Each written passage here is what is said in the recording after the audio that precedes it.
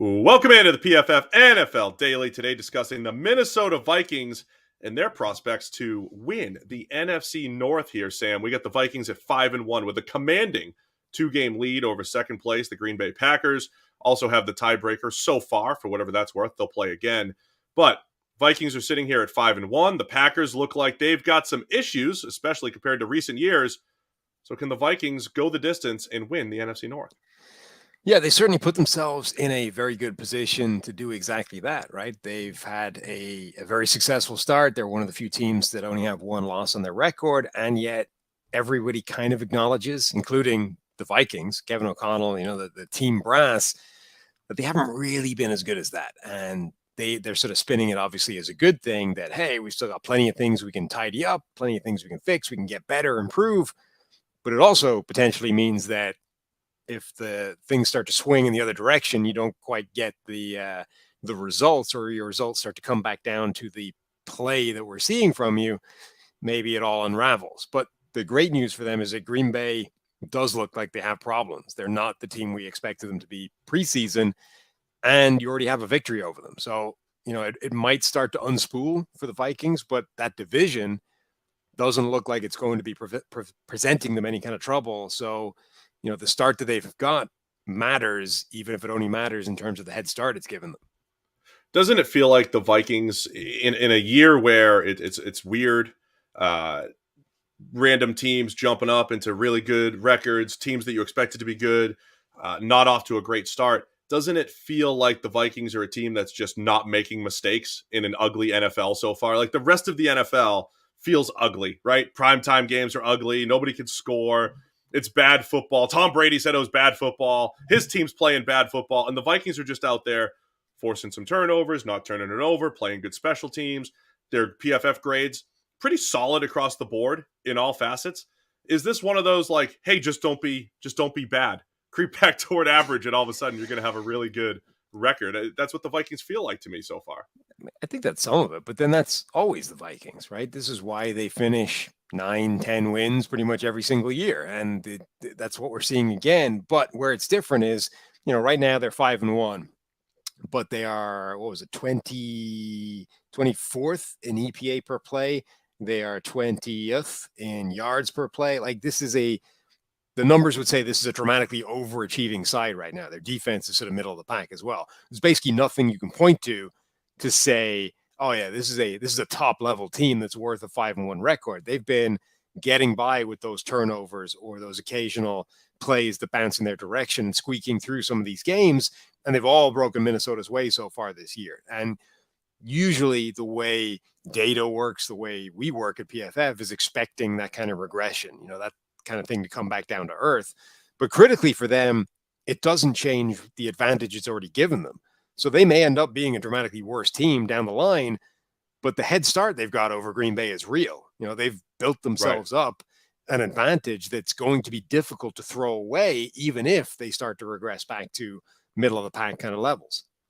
Let's get into some of those team-centric numbers, because if you go to pff.com, you check out our NFL power rankings, we do have the Vikings at 13th, despite a 5-1 record, even behind the Packers. Of course, there's always Aaron Rodgers and his ability and known ability from past years is propping up the Packers, even though on the field we're seeing an uneven offense. But what the Vikings have done so far, we have them with the 29th easiest schedule to date, but it doesn't get that much harder. It's the 19th hardest remaining schedule. And when you go game by game, it's like, oh, they play the Bills, right? They play the Packers again. The Patriots could be a tough game. There's not a lot of tough games on that schedule for the Vikings. So I think that the NFC North in general, I think, has favorable schedules, but I think the Vikings can keep it up as far as the win total goes here for the rest of the season.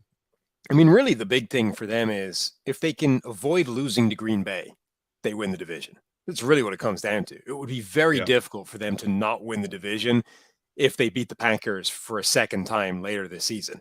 If they lose to Green Bay, all of a sudden it's a little bit more on the table, but Green Bay still needs to overhaul a significant, win deficit to get that back. They're a couple of games back right now, plus the half of the tiebreaker. If they square that up, there's still a couple of games that they need to make up.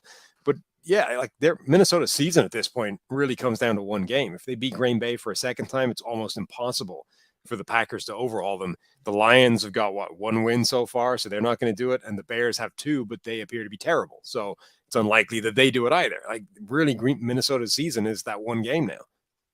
That's New Year's Day at Green Bay in Lambeau. No House Advantage is changing the game by offering the most dynamic fantasy sports platform available today. Play in pick'em contests versus other people for the shot at winning $250,000 plus in cash. Download the app, choose a contest, select your player props, earn points for correct picks, and climb the leaderboard for your shot to win big money every day. Plus, you can also test your skills versus the house and 20 times your entry if you hit all your picks. Bet on up to 5 player prop over-unders and individual player matchups across every major sports league, including NFL, NBA, MLB, PGA, MMA, and NASCAR. Sign up now. Use the promo code PFFDaily at nohouseadvantage.com. Go check it out now. Download the app in the app stores. Get a first deposit match up to $25. Make sure to check out No House Advantage today and experience daily fantasy sports redefined, because it's not just how you play, but also where you play. What are your other thoughts on just how the Vikings roster construction wise, I think in the offseason you were saying, hey, it's a lot of status quo. You brought in, they focused, I think, more on the middle class as far as bringing in players, even in the draft, accumulating draft picks. But to me, it goes back to that, hey, they're solid across the board. They're getting good quarterback play again by Kirk Cousins, especially outside of 1 week. Justin Jefferson remains a problem outside of a couple games. The offensive line's better. And they've added some defensive playmakers who have, taken over some games, especially that pass rush last week. Yeah, some games. It's same old story for the Vikings again. Like I have a little chart that sort of plots pressure percentage against blitz rate and kind of quadrants every NFL team and sort of sees where they sit in terms of how aggressive they are or otherwise in blitz rate and how much pressure they're getting overall. And the Vikings are middle of the pack. Like they've got Zadarius Smith, they've got Danielle Hunter, they've got Dalvin Tomlinson playing well, but somehow collectively they're still not doing an awful lot better than basically average pressure rate. And they're a team that doesn't blitz a lot. So they are relying on those guys to get pressure. And it's happened in some games, but it also hasn't happened in others. Same with the secondary. They've got talent there. They've got the ability to make plays and to create turnovers. And in some games, that's been the difference.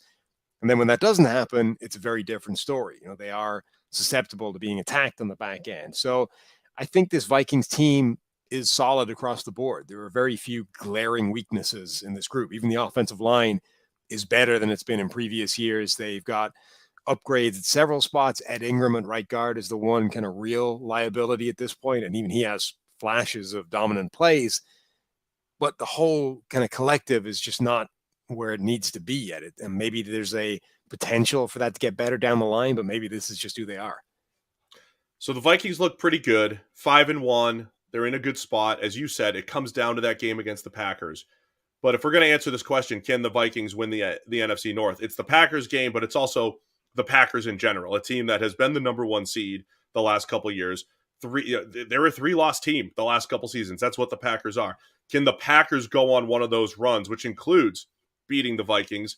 And the other thing Minnesota has to avoid along the way, too, is those upsets, right? They lost to Detroit last year. Yeah. They play up and down to their competition historically. Can Minnesota avoid that, or can Green Bay go on one of those runs where they look like one of the best teams in the NFL?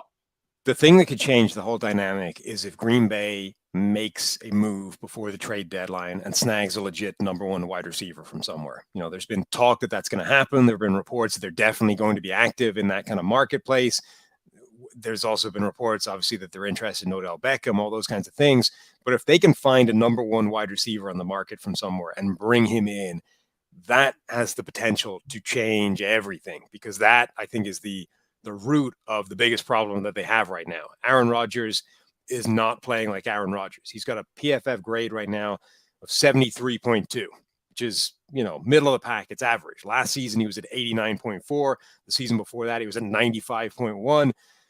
The last time Rodgers had no receivers, his grade was 75.5. This is what he plays like when he doesn't have anybody to throw to, which is good, but not good enough to make this team as good as it needs to be. So if he can find a number 1 receiver from somewhere in the trade market, there's no reason he can't go back to being MVP caliber Aaron Rodgers. And if that guy is at the helm, then all of a sudden you can go on a run and overhaul the Vikings and, get a couple of extra wins. I think you're right there. Rodgers in the pass game they have to be better, however that looks. And the defense has to be better. We thought this was going to be a much better Packers defense. So Yeah. we'll see what happens. But right now, the Vikings certainly have the edge. What's your final verdict? Vikings going to pull it off here, Sam? Yeah, I think they will. I think they build up too much of an advantage now to throw it away without something seismic changing.